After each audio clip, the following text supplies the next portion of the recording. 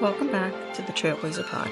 Moving forward, we're going to be adding episodes of Jewish women who are experts in various different fields. Today's guest is an expert in chronic disorganization. Gayle was a Spanish major in college, went back for her MBA in accounting, and worked as a CPA until she realized it was not her path. She bravely pivoted and took her career on a new journey. She just celebrated her 21st work anniversary. Gayle emphasizes the importance of listening to one's intuition and the value of trying new things. Let's dive in.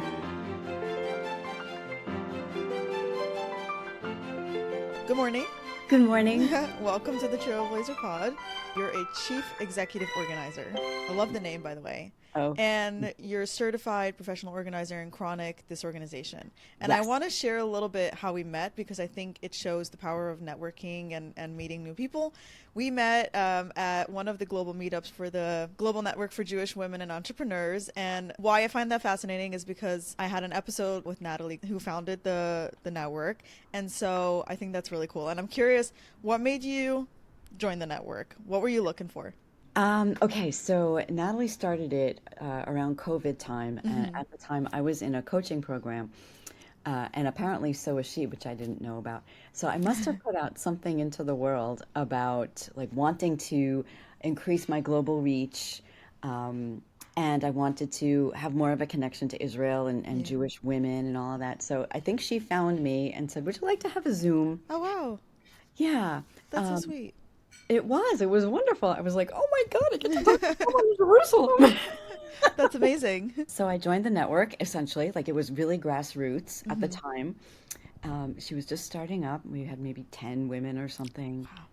Yeah, That's wild to think of because I learned about it like 2 months ago or maybe a little bit before. And so talking to women who were there from the beginning is just a really interesting conversation to see how it grew. It's pretty incredible. exponentially. Yeah. On the meetup, which happens once a month, the global meetup, you were sharing a little bit about what you do. And you were like, hey, I'm a chief executive organizer. Before we started talking, I had this image where you go into someone's house who maybe is really busy or just doesn't have the like amazing organization skills. And so they want a little bit of help, which I know that sometimes happens in some of your clients. But there's so much more to it, and I find the psychology so fascinating. And especially because you also work with a lot of people who maybe have traumatic brain injuries or ADHD, and it's just a lot deeper than just help me organize my house because I don't have time, right? Oh, So, very much. Gayle, let's start from the beginning. What does the chief executive organizer do? Okay, so as the chief executive organizer, I run the company, Hmm. but I am also very much still in the field, Okay. working literally on my hands and knees with Wow. clients. Okay. And I'm a certified professional organizer in chronic disorganization, which means that many of my clients do have brain-based challenges. And I compare the CPOCD to something like a master's degree in organizing. Wow. Now you're chief executive. Were you always the chief executive organizer? Did you start with just the organizing? Oh, yes. Yes, I started this company. I started it actually in about 2 days. I'm going to celebrate my 21st business anniversary. Congratulations. Super Thank exciting. you. It is. I can't believe it's been 21 years. Wow. Yeah, so over that time, I've learned a ton about all kinds of different things. I've learned about how to run the business as well as how to work with people and the Yeah. skills that I needed to acquire, which are not necessarily just organizing skills, but better listening skills. And like I like to consider myself a compassionate person, but Mm. patience and fortitude and literally physical strength Yeah. sometimes. So all kinds of skills come into being the chief Yeah. as opposed to just the grunt labor, so to speak. I think, and I always say this to people I work with, that the best leaders are the ones who also know how to do the dirty work, right? Like the hands on. If somebody is missing, they can jump right in, right? So I think it's really cool that you do both. I think that like really expands your set of skills. But I want to know what chronic disorganization is. Chronic disorganization is characterized by a few things. Someone who has been disorganized most of their lives, disorganization negatively impacts their lives on a daily basis. Hmm. They've tried every kind of self help thing out there, but hasn't really worked well for them. And they anticipate continuing to be disorganized without some Hmm. kind of outside intervention. And often there is a brain based challenge going on. And why are they affected by this? And I know that's like a tough question because it's, probably individual to individual, but do you know if there's like an overarching reason? Overarching, I would say brain chemistry, Hmm. because the brain does change over time. Um, and there are various things that could affect that brain change. Someone could have been born with a particular kind of brain. In the case of autism, there are neural prunings that happen Hmm. when someone is growing up, and sometimes with people who have or are living with autism, though those prunings don't happen, and that's how the syndrome of autism takes place. But there are certain neurochemicals that may not be present. There might be some developmental issues, like for ADHD and executive function. All of that happens within the prefrontal cortex, which is like right behind the eyes or behind the forehead, really. So if that isn't being Hmm. stimulated or there aren't enough neural connections there, then that can affect the way somebody's brain works. So it can be like either they're born with this or like a traumatic brain injury, which happens when, okay. What are like some of the biggest obstacles they face when, when they have chronic disorganization? I'm curious, like when I think of that, I think of physical stuff, like in the house. I think of maybe hoarders or the extreme versions. But I'm curious, is it also more keeping track of a schedule or being able to manage things? Because I think it's almost a similar part of your brain. I don't know the science, but I'm assuming. You're absolutely right. Okay. And I'll say that hoarding and chronic disorganization are not necessarily the same. Okay. Interesting. Hoarding is part of CD, Hmm. excuse me, but it's not necessarily only CD. There is a separate diagnosis in the Diagnostic and Statistical Manual of Mental Health Disorders of hoarding disorder, Hmm. whereas chronic disorganization is kind of an overarching Okay. umbrella. And yes, what you're saying is absolutely the case. People who have executive function challenges tend to be chronically disorganized, and that might be time management, it might be impulse control, like all of the things that, and it's not exclusive, that executive function governs. And it's follow through and initiating tasks and all kinds of good Wow. stuff. I have like a little, and this is why I'm so interested in talking because I'm pretty good at organizing. I'm very good with time management. I have I guess, the executive part of it. Like, it's just part of my personality. I've always been this way. And I find it fascinating when I learn about stuff that is so not what I experience. And I think also when we don't experience, we have very little compassion for somebody who doesn't know how to organize, right? Like, and I can say this for myself, which is pretty shameful, but I'm just like, why can't you do this, right? Mhm. And do people you work with experience that shame from people around them? Oh, in a major way. And how does it Um, affect them? it absolutely destroys their self-esteem. Yeah. Yes, shame, low self-esteem, and belief systems about their capabilities. Hmm. When I start to talk with clients about, okay, great, you have this challenge, wonderful, that's just one part of you. Let's talk about your strengths and your talents. What are you really good at? Like, Right. what are your processing modalities? And I have all of this conversation in a book that I wrote. We will touch on it for sure. Um, the reason I say that is there's a wonderful chart that about processing modalities. Um, but people who have been challenged by disorganization and have experienced all the shame and the browbeating, literally, Hmm. from people around them, whether at home or at work, they just don't think that they have strengths and talents. They think they're just a complete Really. life failure. I'll never be this. I'll never be Hmm. that. It's like that I'm never good enough. So much deeper than we would assume. Oh, it's devastating, and like there's a lot of emotion that comes out during an organizing session.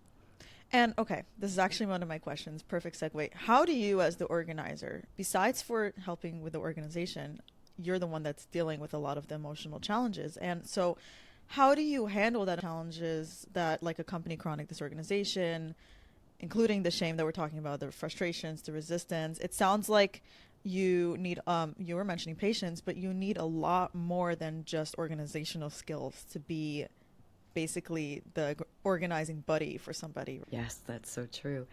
I like to think that yes, compassion is at the top of the list. Patience, reframing Hmm. is a nice coaching skill that I've learned along the way.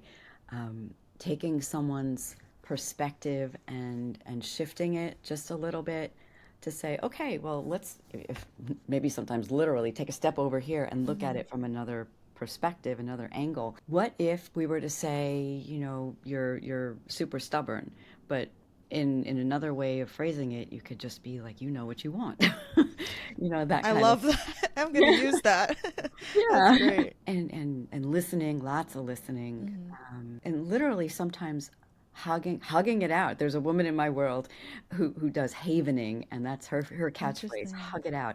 Wow. But I am actually known a bit for my very strong hugs. Yeah. Okay, that's a fun fact. It is. And in my way of working in the world, okay, so maybe one of my love languages could be touch Mm-hmm. and hugging, but I also want someone to know like they're safe, they're Yeah. loved.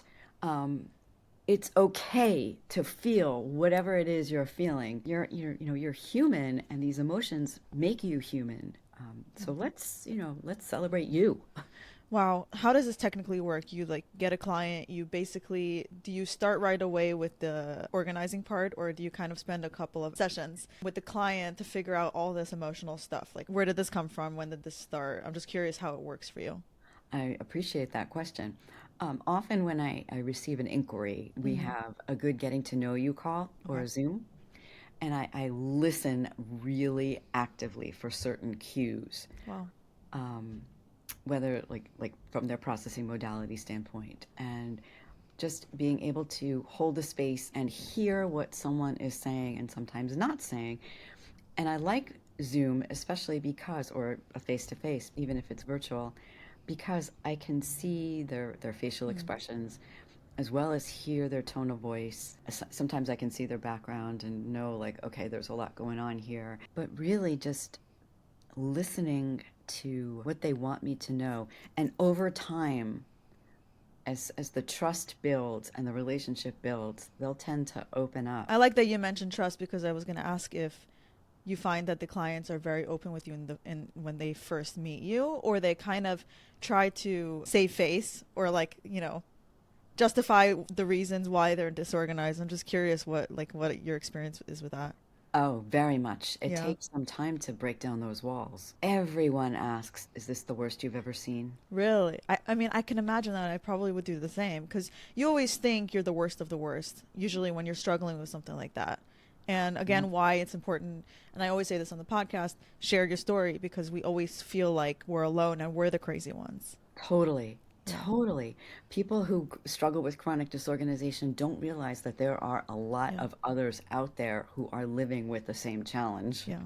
Were you always like, I know you're very open about what you do and all this stuff. Were you always doing that? Were you always kind of having these conversations? I think I have grown into it. Mm-hmm. At first it was like, yeah, I'll go in and I'll clean up your toy room and all of that. And then it was somewhat quickly, actually, women, especially who were going through, like they might have been in menopause, so they had this estrogen drop. And I started to notice, like, this is really common. So I would learn from my clients what they needed me to be. um, Interesting. So you kind of tailored it towards what you were seeing instead of being like, this is who I am and this is what I do, and you kind of mold into me, you mold it into them. That's amazing. That's called growing, right? oh, I think Yeah. so. When these women come to you, how long does it usually take for somebody to recognize that they have this problem?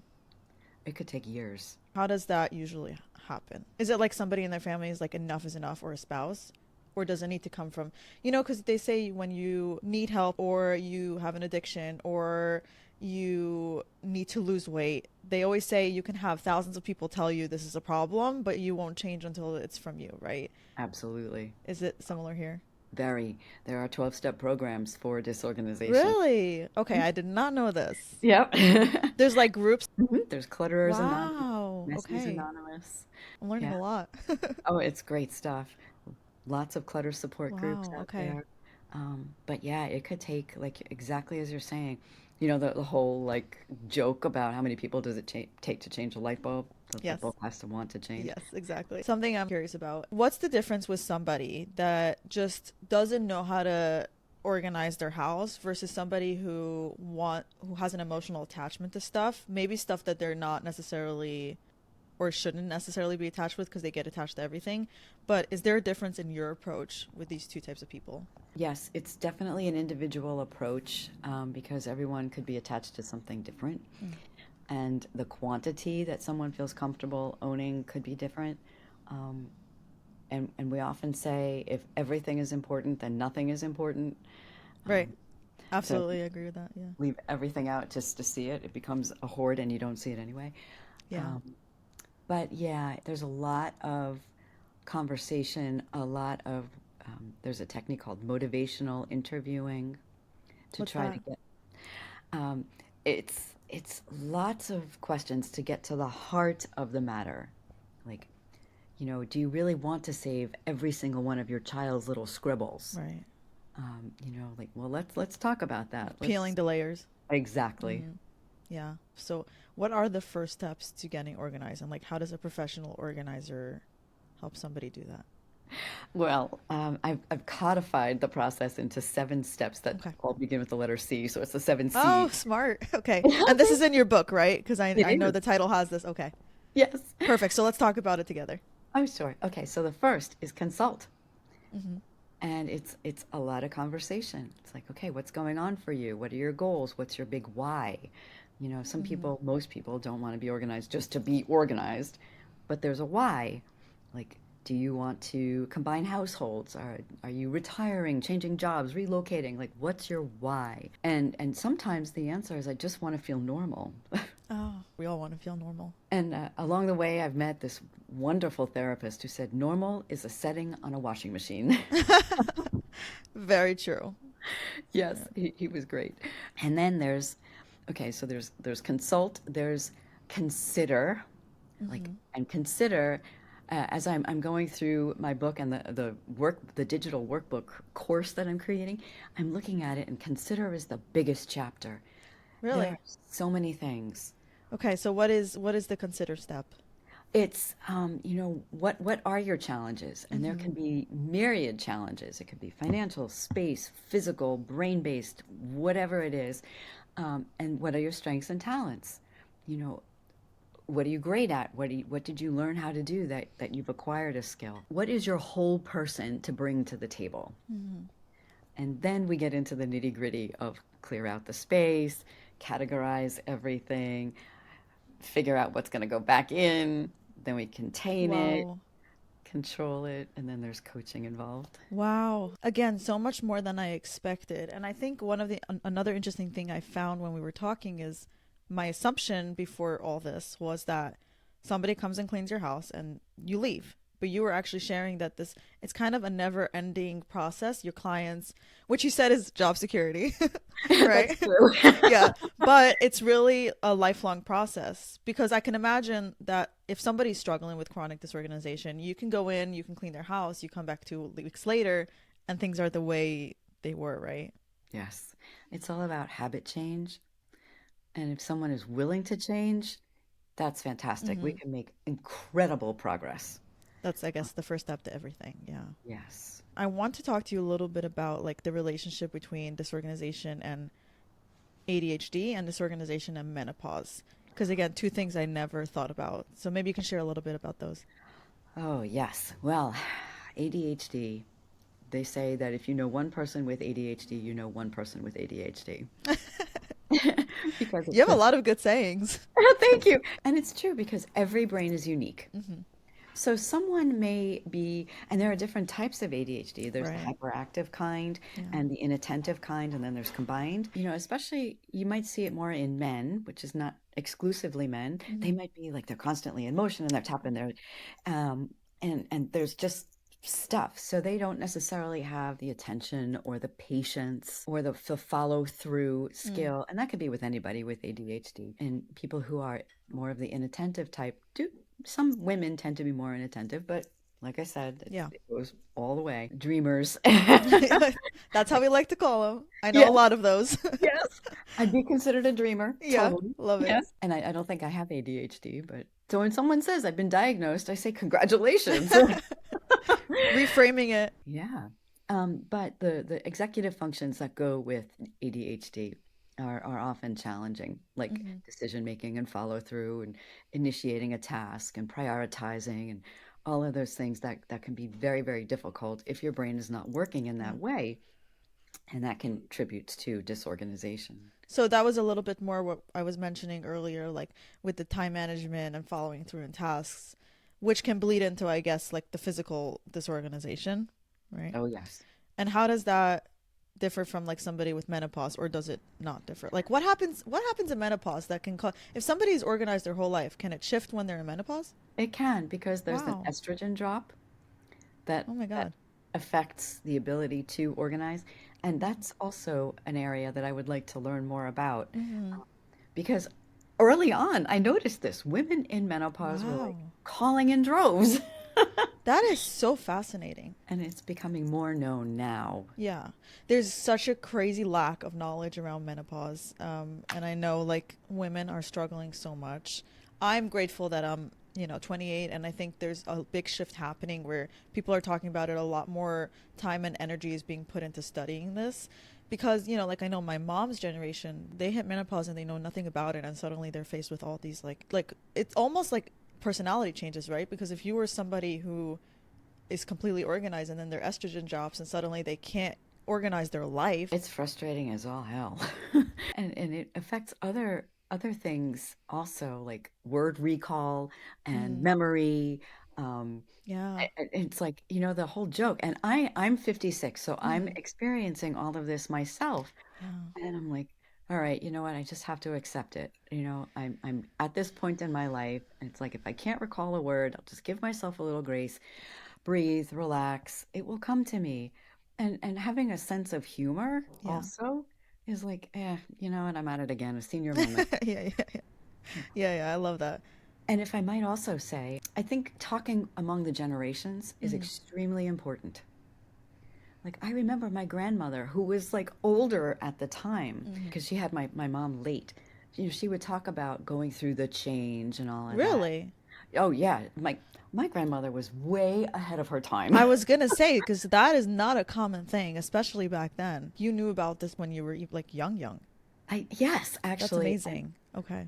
I kept it. And if I for whoever is listening, if there's a Yeah. bit of advice, she was really holistic. Okay, so she was born in 1904. She grew up in what was then Czechoslovakia, Hungary, whatever the Hmm. border was that day.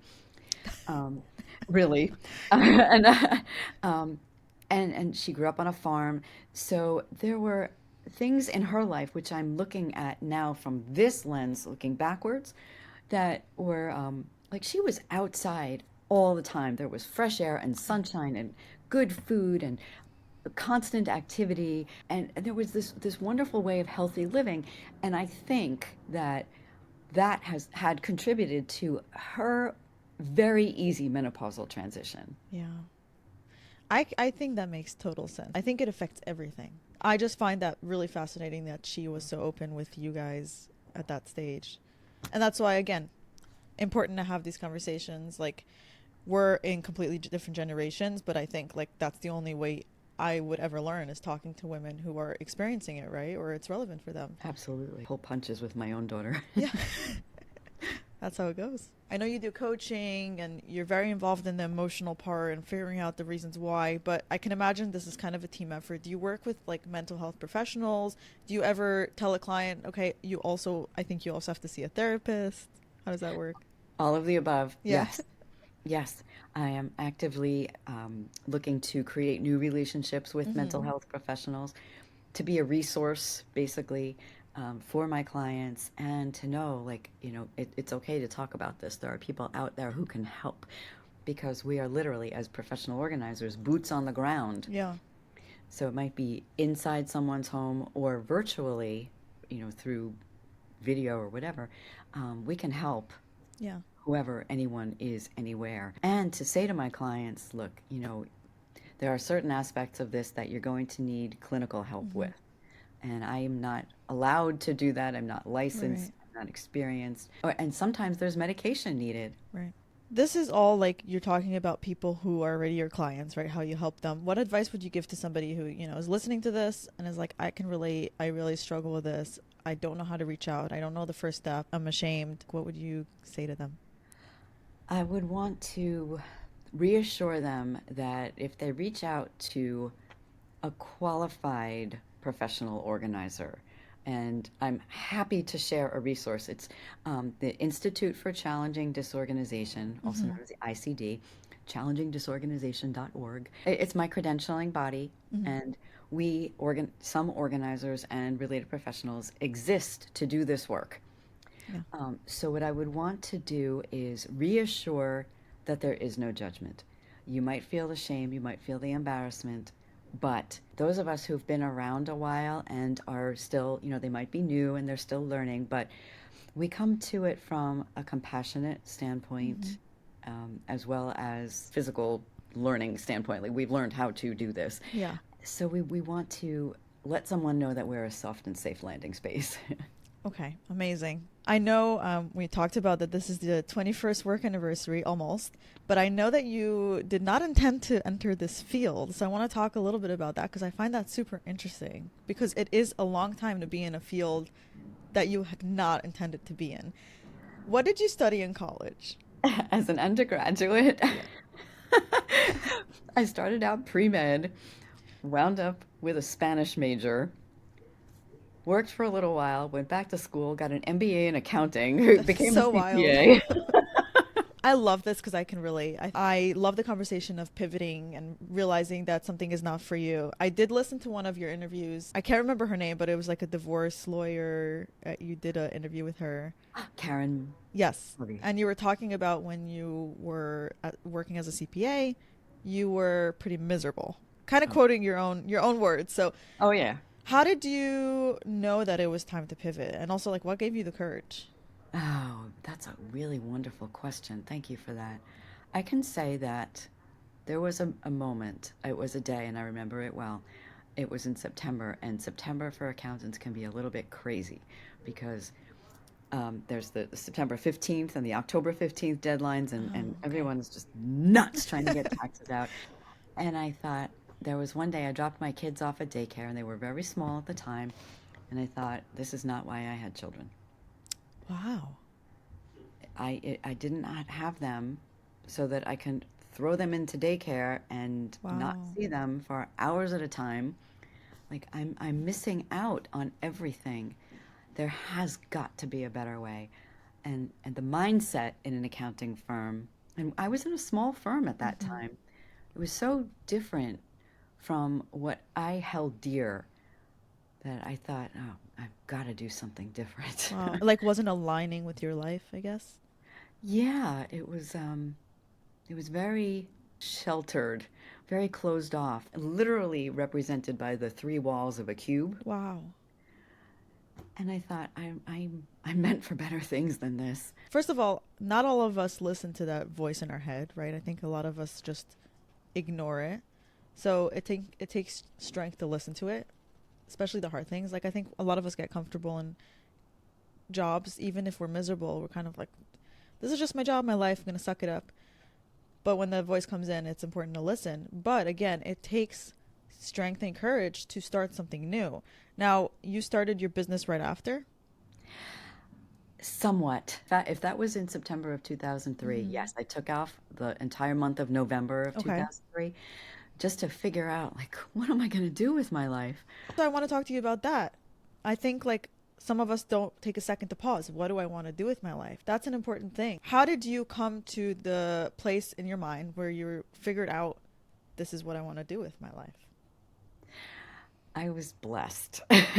Good answer. Thank you. I had a former colleague at the firm where I had been Hmm. working who said, Gail, I know a professional organizer through this networking group, and Wow. I think you'd be really good at that. I'm like, lightning strike. Yes. And Wow. The and stars aligned. they did. And the longer story is in 92, so I'm giving dates, 11 years before this, I had registered the name of my company, Let's Get Organized. That's crazy. Why? I was at another crossroads in Okay. my life. And I remember I even was telling my dad this recently. It's like, Dad, I remember sitting in the car with you. We were sitting in the parking lot of a diner, and I'm like, I don't know what to do. And he's like, well, you're really organized. That's so interesting because when somebody comes to me, I don't necessarily think about personality traits like that. That's a really good like lesson to look at people like beyond just what do they study, right? I think a lot of us get stuck in that even when people come to us for advice. I'm like, okay, well, you studied this, you might be good at this. I love that two people in your life were like, you're good at organizing. I am That's totally blessed. amazing. That's really cool. And I know we're going to talk about the whole Judaism thing, but Yeah. I am like, it was a direct line from God on those two occasions. Wow. Well, let's just get right into it then. Perfect. I know Oh, there's a journey. I don't know it. However you want to share, wherever you want to share, I just want to hear your story.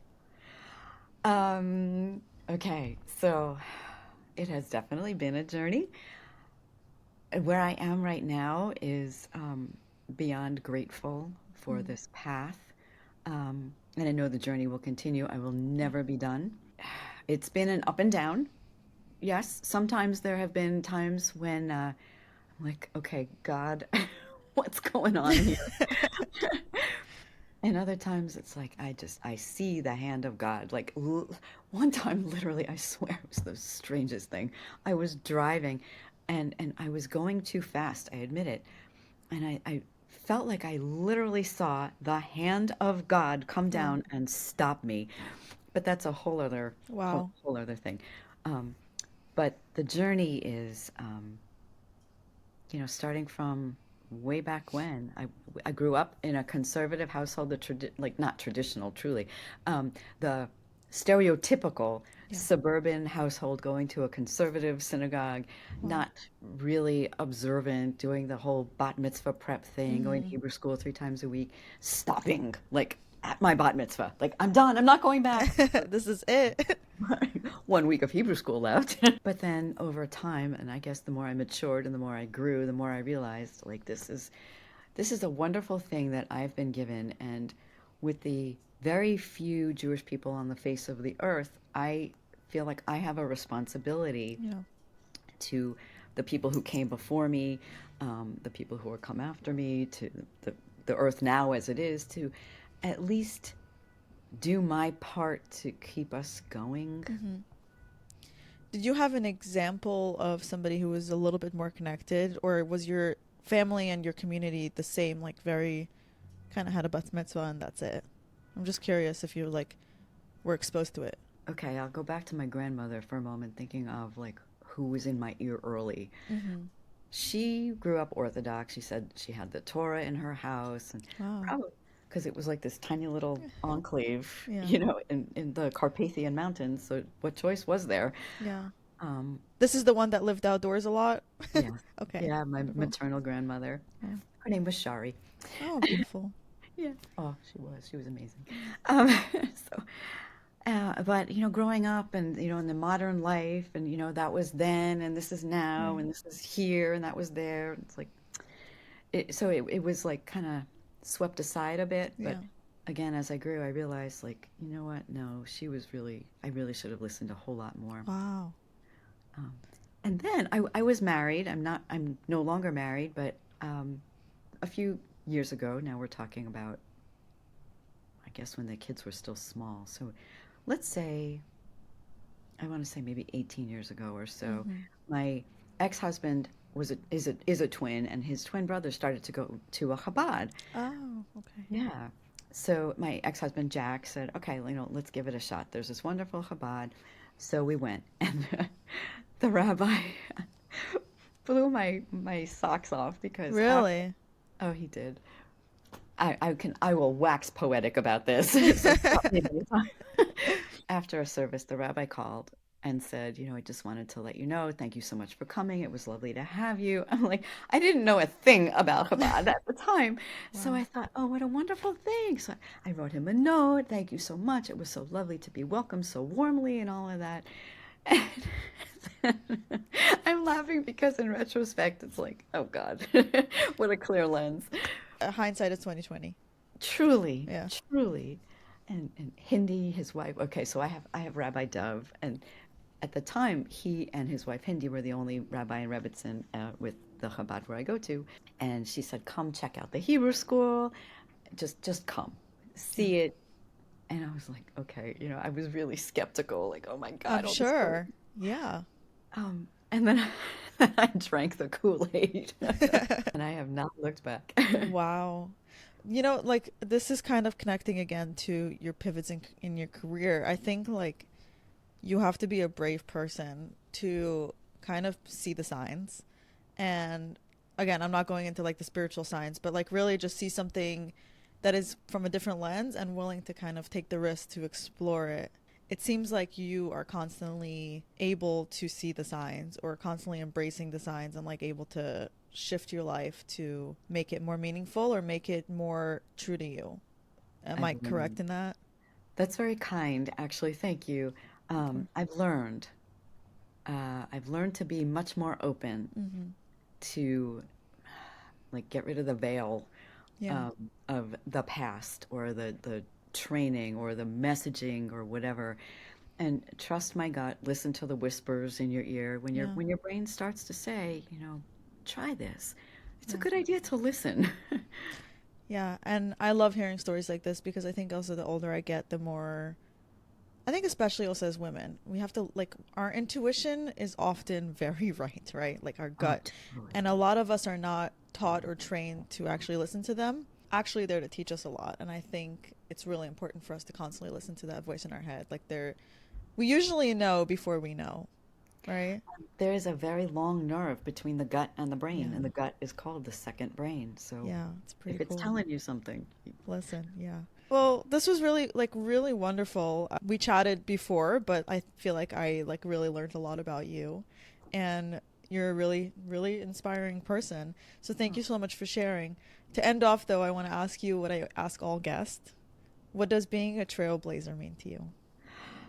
ooh, wow. Oh, I got chills from that question. Wow, that's a really awesome question. I would say trying trying something new, because I often say you never know what you can do until you try. Yeah, definitely. So if you never try, you never know. Yeah. Absolutely. And I think that's so underrated. A lot of us are scared to try. I was interviewing somebody and she was saying, if you just do what everyone's doing, then you're just going to get the same results that everyone's getting, right? Nothing is going to change. Nothing is going to kind of just stay complacent. So I think that's a really good point. Thank you. Thank you so much for joining me. Such a Thank you pleasure. for having me.